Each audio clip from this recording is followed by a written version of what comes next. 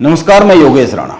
उत्तराखंड कांग्रेस के प्रदेश अध्यक्ष कर्ण मेहरा को लेकर विरोधी एकजुट हो गए हैं। सारे बड़े नेता एक साथ आ गए हैं। मीटिंग्स में खुलकर तू मैं के बाद अब बात सार्वजनिक बयान तक आ गई है। बदल रहे हालातों को देखकर ऐसा लगता है कर्ण मेहरा ने अब तय कर लिया है वो किसी से नहीं झुकेंगे, किसी के आगे नहीं झुकेंगे। केदारनाथ उपचुनाव में अपनी पसंद का ही उम्मीदवार उतरवा कर रहेंगे, क्योंकि कर्ण मेहरा ने पहली बार मनोज रावत पर सीधे सीधे खुलकर बोले हमला बोला है। मनोज रावत केदारनाथ उपचुनाव में कांग्रेस के टिकट के जो दावेदार है उनमें से एक है और उनकी पैरवी गणेश गोदियाल और हरीश रावत करते हुए दिख रहे हैं। गणेश गोदियाल के साथ वह रुद्रप्रयाग में तमाम जो पदयात्राएं हो रही है, घूम रहे हैं, उनमें दिख रहे हैं। रुद्रप्रयाग में केदारनाथ प्रतिष्ठा यात्रा जब पहुंची थी तो गणेश गोदियाल और कर्ण मेहरा के समर्थकों के बीच में कुछ बातें हुई थी। कर्ण मेहरा का कहना है उस घटना के वीडियो उनके पास है, जरूरत पड़ने पर यह वीडियो हाईकमान को दिखाए जाएंगे। कर्ण मेहरा ने उत्तराखंड के एक पत्रकार से बातचीत करते हुए बहुत सी बातें कही। उन्होंने यहां तक कह दिया, चमचागिरी से, गणेश परिक्रमा करने से हो सकता है कुछ चीजें आपको मिल जाए, लेकिन राजनीति में कुछ भी लेने के लिए आपको साबित करना पड़ता है। यह कर्ण मेहरा का अब तक का सबसे बड़ा हमला कहा जा सकता है पार्टी के भीतर अपने विरोधियों पर। कर्ण मेहरा ने क्या क्या कहा हम आपको सुनाएंगे, कुछ वो बातें भी बताएंगे जो भीतर खाने चल रही है, जिनके बारे में कांग्रेस के ही हमारे कुछ सूत्र बता रहे हैं। इसके साथ ही केदारनाथ यात्रा से उपजा विवाद दिल्ली तक पहुंचा। जो केदारनाथ यात्रा के दौरान रुद्रप्रयाग में कुछ घटा, लेकिन इसके बाद भी नहीं सुलझा, इस पर भी बात करेंगे। मनोज रावत जी को सीरियसली लेना चाहिए था, उनको हरिद्वार से चलना चाहिए था। भाई अगर पॉलिटिकल फायदे की बात है तो उन्हीं को होना था सबसे ज़्यादा, उनको हरिद्वार में इंक्लूड होना चाहिए था, उनको पूरे रास्ते साथ चलना चाहिए था। वो बमुश्किल पूरे 200 या ये अब तो 300 हो गया, 300 किलोमीटर में बमुश्किल 3 किलोमीटर चले हैं पैदल। प्रीतम सिंह जी पूरा गुप्त काशी तक पैदल चल गए। हरीश रावत जी से हम उम्मीद नहीं कर सकते, कहीं कहीं पे गणेश गोदियाल भी चले, लेकिन भाई खुद राजनीति में कोई किसी को परोस को कुछ नहीं देता सर। राजनीति में चीज़ों को ग्रैब किया जाता है, हासिल करने के लिए मेहनत करी जाती है। यूं ही किसी को बिना पसीना बहाए राजनीति में कुछ नहीं मिलता। हो सकता है चमचागिरी से, गणेश परिक्रमा से कुछ चीज़ें मिल जाए, लेकिन राजनीति में आपको लेने के लिए अपने आप को साबित करना पड़ता है। जहाँ तक जिंदाबाद की बात है, मैं पार्टी का अध्यक्ष हूँ और जब किसी यात्रा में सबके नारे लगे और कर्ण मेहरा के कोई नारे ना लगे और 50-60 का एक ग्रुप बनाया जाए स्पेशली, और वो यात्रा के अंतिम 2 दिन में इस तरीके की हरकतें हों, तो वहाँ पर अगर किसी मेरे सीनियर ने मेरे नारे लगा दिए तो इसमें इतना नाराज़ होना है, रुष्ट होने का कारण मुझे समझ में नहीं आता। अगर 4 नारों के संग अगर कर्ण मेहरा भी जिंदाबाद कह दी जाती, और वो रुद्रप्रयाग की मार्केट और वाले वीडियोज़ मेरे पास रखे हैं, वो मैं हाईकमान को भी दिखाऊंगा। कर्ण मेहरा का यह हमला बड़ा है और इससे बहुत सी बातें समझ में साफ साफ आती है। आखिर कांग्रेस में चल क्या रहा है। आप एक बात पर गौर कीजिए, 12 अगस्त को दिल्ली में उत्तराखंड की प्रदेश प्रभारी शैलजा कुमारी ने उत्तराखंड के नेताओं के साथ एक बैठक की थी।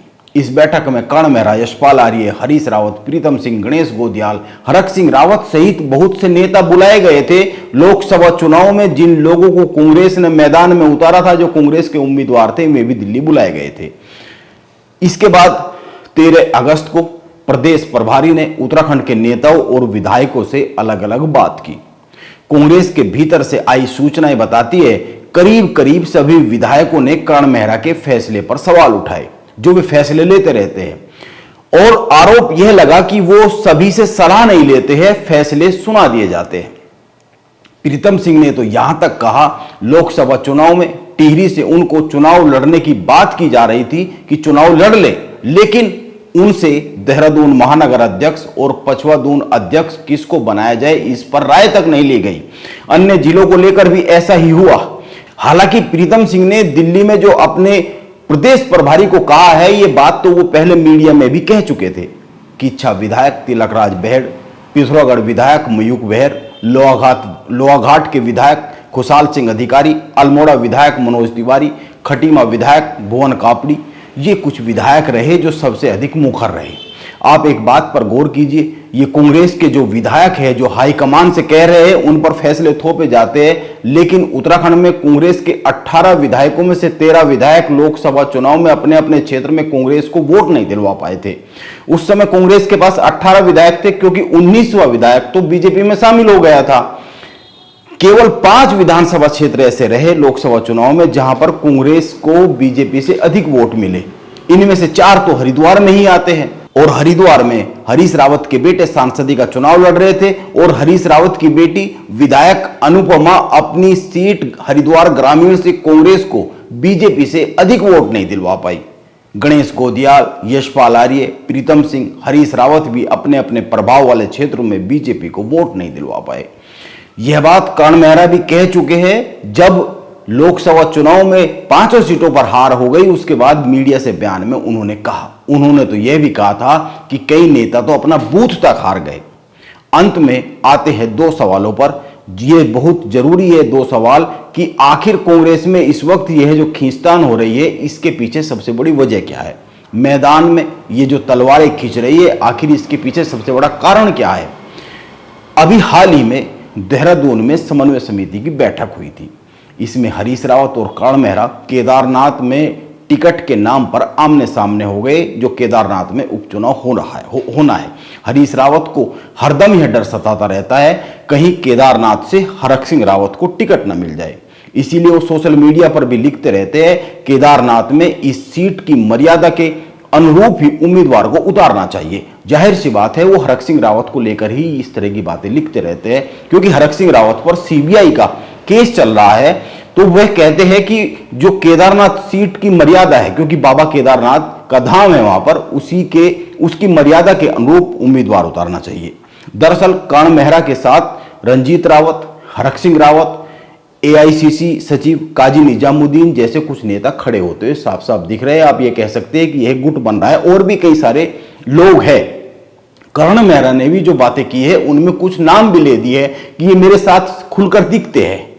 यह एक गुट बनता हुआ दिख रहा है। और दूसरी तरफ गणेश गोदियाल के साथ हरीश रावत, प्रीतम सिंह और यशपाल आर्य दिख रहे हैं।